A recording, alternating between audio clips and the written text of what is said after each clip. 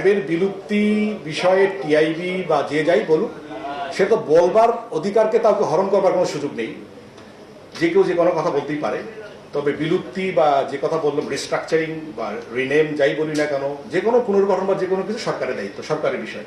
এটা আমাদের সংস্থার পক্ষ থেকে এখানে কোনো সিদ্ধান্ত দেবার বা কোনো বক্তব্য দেওয়ার সুযোগ বা প্রয়োজন আছে বলে আমি মনে করি না। বিচার প্রক্রিয়ার সাথে সম্পর্কিত যে কোনো বিষয়ে আমাদের কাছে সহায়তা চাওয়া হলে আমরা সর্বোচ্চ সহায়তা প্রদান করব।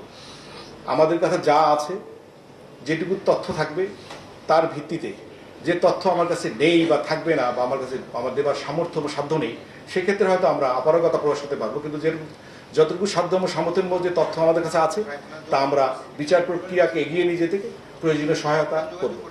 ট্রাইব্যুনাল কি যোগাযোগ করেছে? জিজি মামুনুর জিজি এখন পর্যন্ত করেছে বলে আমার জানা নেই। ধন্যবাদ। অনেক কিছু নিয়ে কথা হয়, এটা থ্যাংক ইউ। সামনের দিকে এগিয়ে নিয়ে যাওয়া সম্ভব।